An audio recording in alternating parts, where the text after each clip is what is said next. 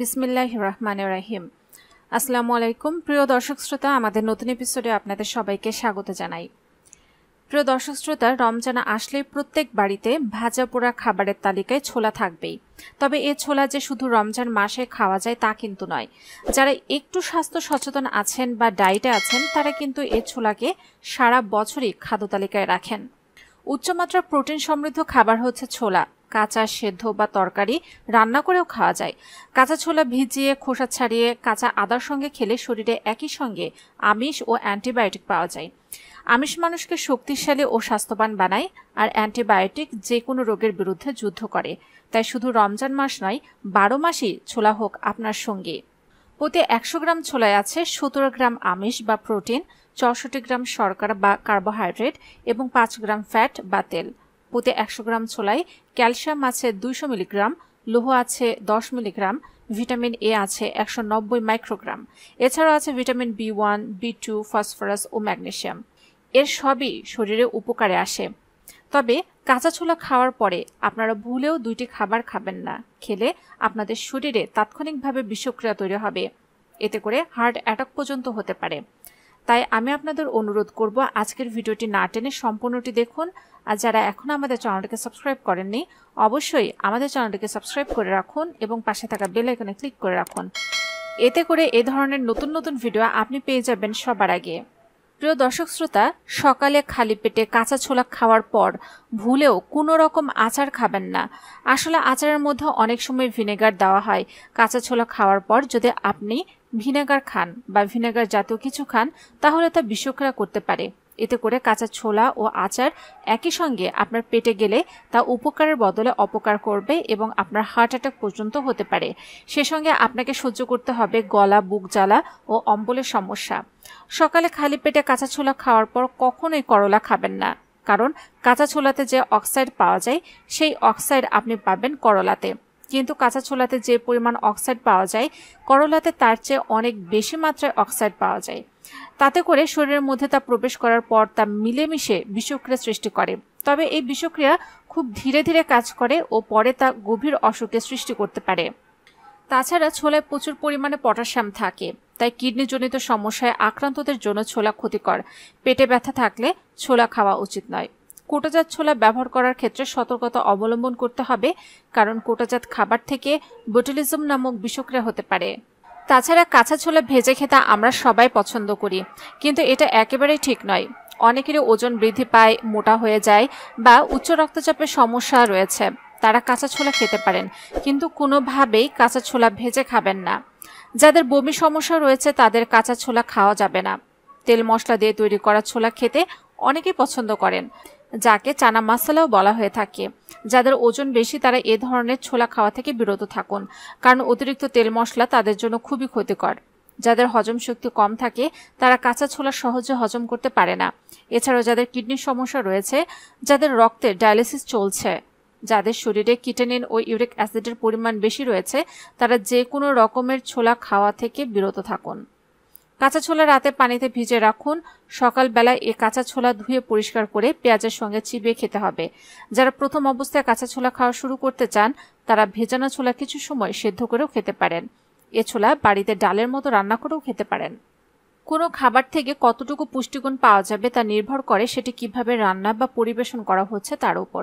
ছোলা আমরা যেভাবে তেল মশলা দিয়ে রান্না করি সেটি স্বাস্থ্যসম্মত নয়। ছোলা কাঁচা অথবা সেদ্ধ করে খাওয়া হলে সম্পূর্ণ পুষ্টিগুণ পাওয়া যায়। ছোলা খাওয়ার আগে অবশ্যই এটিকে ভিজিয়ে রাখতে হবে। না ভিজিয়ে দ্রুত সেদ্ধ করে খেলে এটি স্বাস্থ্যের জন্য ক্ষতিকর। ছোলা সারা রাত ভিজে রাখতে হবে অথবা অন্তত 6 ঘন্টা ভিজে রাখার পরে খেতে হবে। এতে ছোলার কেমিক্যাল এবং জীবাণু চলে যাবে। ছোলা ভুনা করে এর পুষ্টিগুণ নষ্ট না করে বরং সেদ্ধ করে এর সঙ্গে টমেটো, শসা, চাট মশলা এবং অলিভ অয়েল বা সরিষার তেল মিশিয়ে খেলে স্বাস্থ্যের জন্য অনেক উপকারী হবে। এছাড়া ছোলার সঙ্গে টক দই মিশিয়ে এবং বিভিন্ন সালাদের সঙ্গে খেতে পারেন। প্রিয় দর্শক শ্রোতা, যে কোনো খাবারে অতিরিক্ত গ্রহণ করা শরীরের জন্য ভালো নয়। একজন সুস্থ ব্যক্তি প্রতিদিন 25 থেকে 30 গ্রাম ছোলা খেতে পারেন। বিভিন্ন রোগে আক্রান্তরা কতটুকু ছোলা খেতে পারবেন এ বিষয়ে চিকিৎসক বা পুষ্টিবিদের পরামর্শ নিয়ে নেবেন। একজন সুস্থ ব্যক্তি প্রতিদিন যদি 25 থেকে 30 গ্রাম ছোলা খান তাহলে বিভিন্ন ধরনের স্বাস্থ্য উপকারিতা পাবেন। এটি ক্যান্সারকে প্রতিরোধ করবে। কোরিয়ান গবেষকরা তাদের গবেষণায় প্রমাণ করেছেন বেশি পরিমাণ ফলিক অ্যাসিড খাবারের মাধ্যমে নারীরা কোলন ক্যান্সার এবং রোকটাল ক্যান্সারের ঝুঁকি থেকে নিজেদের মুক্ত রাখতে পারেন। এছাড়া ফলিক অ্যাসিড রক্তের অ্যালার্জির পরিমাণ কমিয়ে অ্যাজমার প্রকোপ কমিয়ে দেয়, আর তাই নিয়মিত ছোলা খান এবং সুস্থ থাকুন।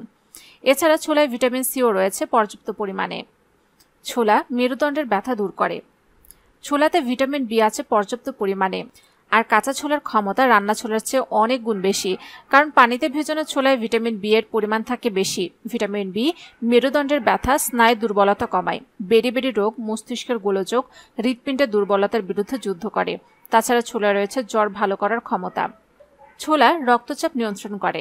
আমেরিকার মেডিকেল অ্যাসোসিয়েশন জার্নালে প্রকাশিত একটি গবেষণায় দেখানো হয় যে সকল অল্প বয়সী নারী বেশি পরিমাণে ফলিক অ্যাসিডযুক্ত খাবার খান তাদের হাইপারটেনশনের প্রবণতা কমে যায়। যেহেতু ছোলায় বেশ ভালো পরিমাণ ফলিক অ্যাসিড থাকে, সেহেতু ছোলা খেলে রক্তচাপ নিয়ন্ত্রণে রাখা সহজ হয়।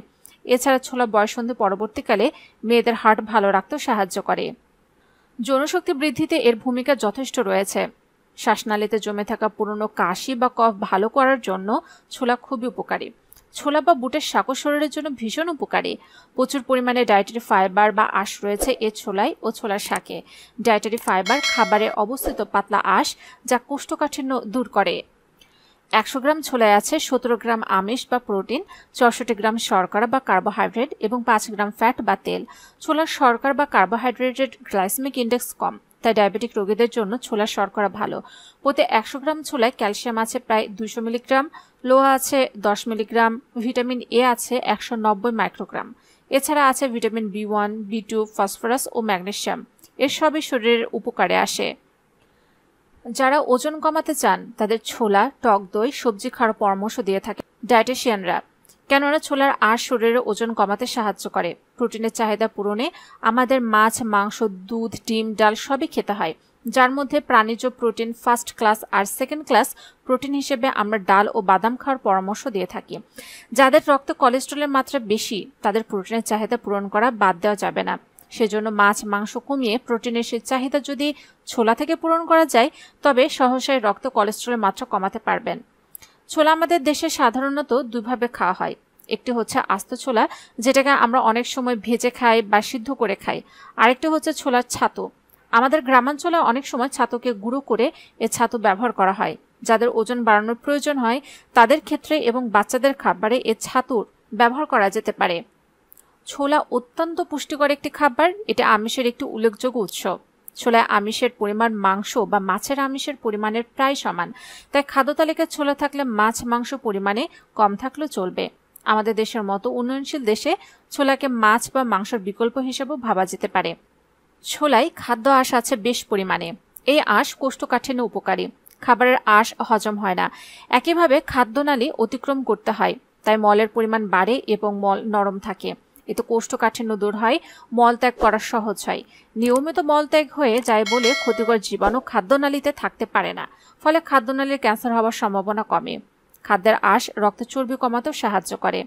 প্রিয় দর্শক শ্রোতা, আশা করি আজকের ভিডিওটি দ্বারা আপনারা উপকৃত হয়েছেন। যদি তাই হয়ে থাকে তাহলে অবশ্যই ভিডিওটিতে লাইক দিতে ভুলবেন না, কমেন্টসে মতামত জানান। আর যারা এখন আমাদের চ্যানেলটিকে সাবস্ক্রাইব করেননি অবশ্যই আমাদের চ্যানেলটিকে সাবস্ক্রাইব করে রাখুন এবং পাশে থাকা বেল আইকনে ক্লিক করে রাখুন। এতে করে স্বাস্থ্য সংক্রান্ত নতুন নতুন ভিডিও আপনার কাছে পৌঁছে যাবে সবার আগে।